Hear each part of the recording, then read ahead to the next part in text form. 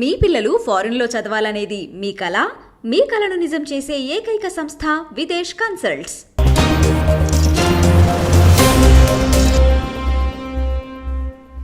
మొత్తం మీద తెలుగుదేశం పార్టీ జాతీయ అధ్యక్షుడు చంద్రబాబు నాయుడుకు కూడా అయోధ్య శ్రీరామ విగ్రహ ప్రాణ ప్రతిష్ఠ కార్యక్రమానికి సంబంధించిన ఆహ్వానం అందింది.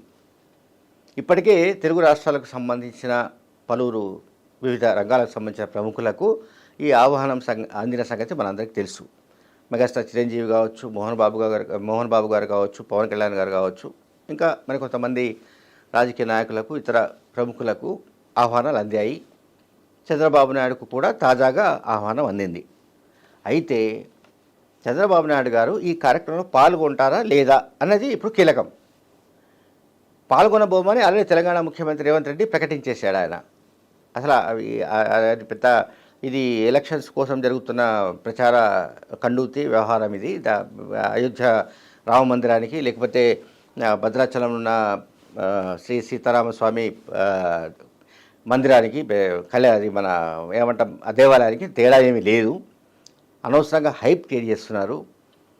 హిందువుల ఓట్లను కొల్లగొట్టడానికి ఇదొక రాజకీయ కార్యక్రమంగా నడిపిస్తున్నారంటూ రేవంత్ రెడ్డి గారు ఆల్రెడీ కామెంట్ చేశారు. సరే, ఇప్పుడు చంద్రబాబు నాయుడు గారి విషయానికి వస్తే ఆయన వెళ్తారా లేదా అనేది ఒక ప్రధానమైన ఒక చర్చ. చంద్రబాబు నాయుడు గారు అంటే దీనికి సంబంధించి, అంటే ఈ కార్యక్రమానికి సంబంధించి, అంటే ఈ నెల జనవరి 22న జరిగే అయోధ్య శ్రీరామ మందిరం ప్రారంభోత్సవ కార్యక్రమానికి ఆహ్వానం అందిన వాళ్ళలో ఎంతమంది వెళ్తారు ఏమిటనేది ఒక చర్చ.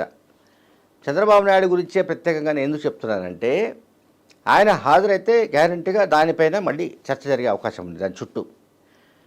ఎందుకంటే ఈ కార్యక్రమానికి దేశ విదేశాలకు సంబంధించి అనేక మంది ప్రముఖులకు ఆహ్వానాలు వెళ్ళాయి, ఇంకా వెళ్తున్నాయి.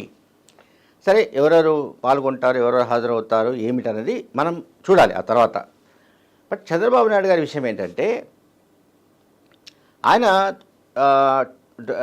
బీజేపీతో సయోధ్యను కోరుకుంటున్నారు, బీజేపీతో స్నేహాన్ని కోరుకుంటున్నారు, బీజేపీ తమ కూటమిలోకి రావాలని ఆయన కోరుకుంటున్నారు. అది పొలిటికల్ డైమెన్షన్. ఎవరు టీడీపీ జనసేన కూటమిగా ఏర్పడిందో ఈ కూటమికి బీజేపీ కూడా చేరాలని ఆయన ఆకాంక్ష.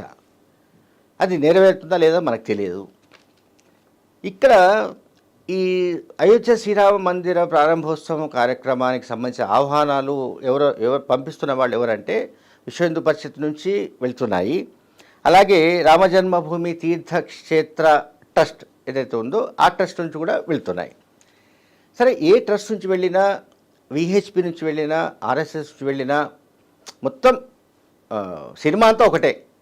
బీజేపీకి సంబంధించిన సినిమా ఇది. అంటే బీజేపీకి సంబంధించిన ఒక పెద్ద భారీ సన్నివేశం. సో ఈ భారీ సన్నివేశంలో పాల్గొనే వాళ్ళు తమ రాజకీయ ప్రయోజనాలు కూడా ఆలోచించవలసిన పరిస్థితులు ఉంటాయి. అందుకే చంద్రబాబు నాయుడు గురించి ఎందుకు ప్రత్యేకంగా చెప్తున్నానంటే, ఆంధ్రప్రదేశ్లో ఎన్నికల్లో ఇంకొక 2-3 నెలల్లోనే రాబోతున్నాయి. కొంతమంది 70 రోజులు అంటున్నారు, కొంతమంది 80 రోజులు అంటున్నారు. పక్కన పెడదాం, సరే 2.5 నెలలు అనుకుందాం. సో ఎన్నికలు రాబోతున్నాయి. ఈ ఎన్నికల్లో అంటే ఏపీకి సంబంధించిన 175 నియోజకవర్గాల్లో కనీసం 15కు పైగా నియోజకవర్గాల్లో మైనార్టీల ప్రభావం ఉంది. మైనార్టీలు కన్సిడరబుల్ సైజులో ఉన్నారు. 15 కాన్స్టిట్యూన్సీకి పైగానే వాళ్ళు డిసైడింగ్ ఫ్యాక్టర్గా ఉన్నారు. ఓటర్లు ఆ ప్రాంతంలో, ఆ నియోజకవర్గాల్లో నిర్ణయాత్మక శక్తిగా ఉన్నారు. అటువంటి పరిస్థితుల్లో ఒకవేళ అయోధ్య శ్రీరామ మందిర ప్రారంభోత్సవానికి హాజరైతే మైనారిటీల ఓటు తమకు పడవన్న భయం ఒకటి చంద్రబాబు నాయుడుకు పట్టుకుంది. అలాగని హాజరు కాకపోతే బీజేపీతో తాను కోరుకుంటున్న సయోధ్యకు అదేమైనా అడ్డంకి అవుతుందా, తన గైర్హాజరు దానికి అడ్డంకి అవుతుందా అన్న ఆందోళన ఒకటి ఉంది. మళ్ళీ ఆయనకు ఒకవైపేమో మైనారిటీల ఓట్లకు గండి పడుతుందన్న భయం ఒకటి ఉంది.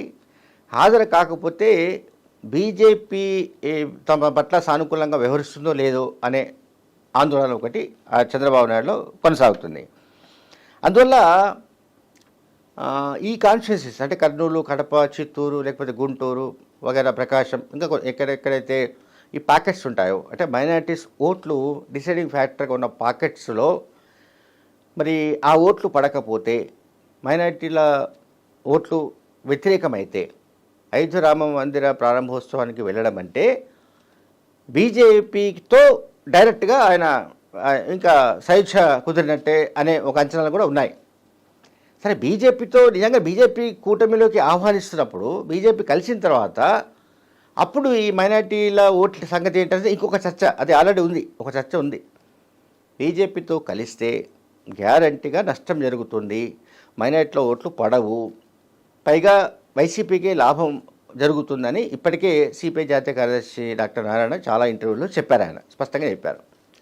బీజేపీతో కాకుండా జనసేన, ఇటు మన టీడీపీ, కమ్యూనిస్టులు, ఇతర పార్టీలు, సెక్యులర్ పార్టీలతో కూటమి ఉండాలంటూ ఆయన ఒక ప్రతిపాదన చేస్తూ వస్తున్నారు.